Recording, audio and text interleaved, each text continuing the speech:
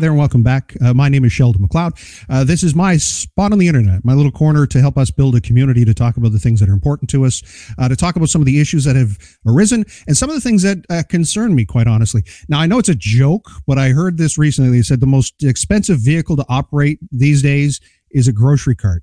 Yeah, I know it's a dad joke, but it still fits because we waste a lot of food, and food is not expensive. And as it says here at HRM, food is not garbage. And we'll talk a little bit about waste management with someone who has his fingers on the pulse. I know we say trash talk. We give those jokes. Kirk Simmons is here with me. Kirk, what again is your exact title with HRM? I am team lead for education and program delivery for solid waste resources. So basically, people always ask me what that means. So anything that you see from solid waste resources in Halifax, it touches me. We approve the advertising, the PSAs. So even my mother still questions me what exactly my job is. So maybe this would be a good chance to clarify that. Okay. So what about the app?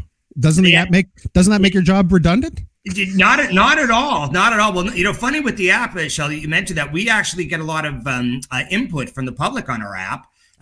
People will suggest new items. You know, it's funny. You know, during COVID, you know, we'll talk about you know, food isn't garbage, but you know, during COVID, we saw you know, a number of new types of you know, waste items appear. You know, we want to add those to our app, and that is the Halifax Recycles app. If you're wondering which one I'm referring to, so.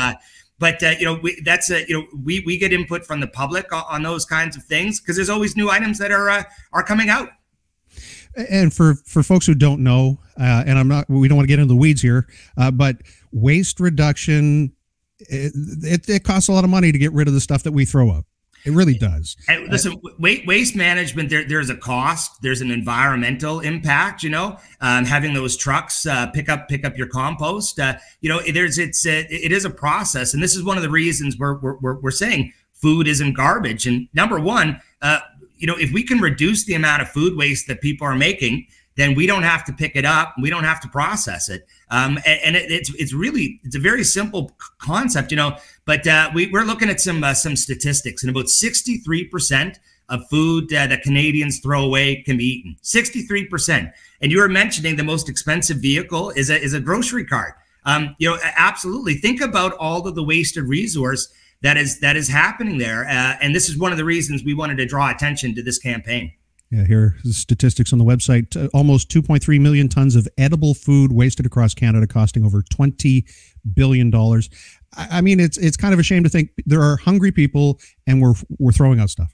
Yeah, absolutely. And again, it's a wasted resource. You know, I think you know, it's interesting. You and I have known each other for quite a long time. There was a point in both of our careers where we didn't waste food because we just simply couldn't afford to do it. Yeah. And I think, you know, there's some lessons to be learned there to take that approach to what's in our fridge, what's in our cupboards. And, you know, it's there certainly was a time, you know, just couldn't afford to waste it. I think now, you know, we're a little bit better financially, but it doesn't mean that we take our eye off the prize there. Okay, to that end, this is about waste reduction and awareness, and you know, people who dump trash in the woods or down at the end of a road or out in the country, and you and I have talked about this in the past. So what is the goal here when we're talking about food waste, other than, you know, trying to save people money in difficult times? Well, you know, number one, again, is to talk about reduction of food waste. I think that is a really important message. I think it's an important message that other people are sending, but we're making sure that people are aware of it from a waste perspective. You know, if you don't have to, because, you know, I've always said it's reduce, reuse, recycle, or compost in this case. So if we can reduce the amount of waste that we're producing, that's perfect. The next step is we want people to put food scraps in the green cart. And that's an important one because, you know, I've been in this industry a long time. I've looked in a lot of green bins. I was joking the other day, I've spent 20 years looking in garbage bags. Almost every bag of garbage I looked in 20 years, Sheldon, had some kind of food waste in it. And it's often not a lot. I mean, most people get to do it correctly. You know, they put it in, but it's the small items. It's at that death by 1,000 cuts, I think, that we run into, because maybe at home you're composting right, you're putting all your food scraps, but maybe when you go to the office, you put your tea bag in the garbage. Maybe when you go to the mall, you throw your leftover hamburger in the garbage. It's those small bits, and that's where we really want people to focus, is that food waste is not garbage. It goes in the compost bin. So what does that at a financial level mean to the municipality's system when it gets in there? Yeah, well, I mean, number one is that we just don't want it in there. I mean, I'll make the point. We start from kind of the top level, is that food waste is banned from landfill in Nova Scotia, and it has been since 1996. So number one is that, when people are throwing food in the garbage, they are technically breaking the law. So I think that's really where we would go to. There certainly is financial implications, but that's not terribly the concern for us. It's making sure that people are doing the right thing, I think that's what's so important here, is that reminding folks, again, any food that you've got, put it in the green, any leftover food, put it in the green bin. Heard from someone recently talking about this, and they said that they'd worked at the landfill site where all the bags come in, they're all opened up. And if people leave food waste in there, that's where the smell comes from. If you go to a landfill or driving by it on, by exit 3, you catch a whiff, you're not smelling you're smelling organics. You got it. I mean, that's ultimately where that smell comes from. I mean, it is interesting, though. I mean, I'll put the positive spin on this, is that, I've done a lot of landfill tours in the past. The landfills of 30, 40 years ago, this is not the case. You go to a landfill, you don't see a lot of seagulls, you don't see a lot of rats, because there's not much food in there. It's actually a fairly decent environment. But again, I go back to the point of, it's that small bit. I had a conversation with somebody yesterday, actually. They felt they were really well informed about our waste system. And then at the end, they kind of whispered to me, does meat go in the green bin? And I said, absolutely it does. And I think it's the whispers that we hear from people that we want to clarify. Because again, it's a shame. When I look at garbage all the time, my wife does not enjoy that. Whenever we travel, my travel photos are all me standing in front of garbage bins in Mexico and Vegas, but I look all the time, and you can tell when people have food in their garbage, because something has picked at it. And I can drive up and down pretty much any street in HRM and probably find instances of that.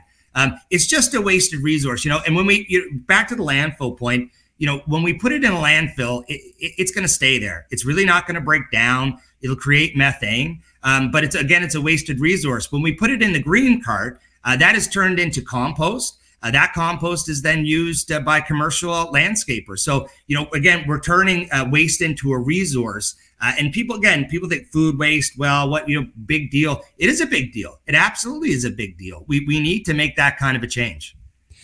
All of that to say, I'm in the municipality of the District of Lunenburg, and our compost waste all of the food waste goes into a big compost. And I remember a few years ago, they offered it for people to come and pick it up. And there were lines of people who came for it. Does the same thing happen in HRM? Right now, we don't sell to the public. We primarily sell it to larger landscaping companies, just for ease of usage. But again, it's something that we want people to know about. We're looking at perhaps getting some for some community gardens next year. So people can recognize, literally get their hands into it. But the other part is that I think people often will say, well, we want to buy municipal compost. I encourage people to try making it themselves. I'm an avid backyard composter. I also am known as a worm composter. I create most of my own compost every year, and I don't put it in the green bin. I put it in my backyard composter, or I put it in my worm bin. Come spring, I've got all of the black gold that I need. So you don't have to look at the green bin. You can create it yourself. There's a world of resources at the Halifax Regional Municipality website. And obviously we had mentioned the app. Does the app tell us things like, hey, what about this greasy pizza box? Where does it go? It will tell you exactly where each item needs to go. So should you find yourself confused, again, it's the Halifax Recycles app. It's a wonderful thing. I still use it to remember what collection day I've got. But it'll tell you, it gives you all of the tips that you need. It'll answer your questions. You can pick any item that you might have. You can type it in there, and it'll tell you. And if you don't find the answer, you can contact us at wasteless@halifax.ca, and we'll answer those questions. The other one to keep in mind is, should you have any questions, if you're looking for a training session, if you're looking for information, my educators do a wonderful job talking about composting. We can put on a session for anybody in HRM that's interested. I guess don't buy more than you need if you can help it. And I saw something today, somebody go, hey, the avocados are starting, put them in the freezer and then they'll keep, I mean, there's all that information's out there, and I'm all kinds of tips. Look, even listen, just getting labels for your freezer is a great idea. Like, how long have I had that in there? You know, is that, you know, was that from this Christmas or last Christmas? You know, you make a note out of it. And also, we encourage people to get educated about, you know, best before dates. You know, do we need to be throwing these things out? And again, back to our original point, should you find a can of stew that is no longer good and long past its best before date, make sure that you put that in the green bin. A wealth of knowledge. Love talking trash with Kirk Simmons. And again, if folks want to learn more about saving specifically food waste or reducing their waste, their impact on this planet, I guess it's bottom line, you're saving money. If you do this, it saves money at the front end, saves money for your home budget, it saves money for the municipality. It's win-win all around. Absolutely. Kirk, thank you again. Sheldon, always great to talk trash with you. Appreciate it. Awesome.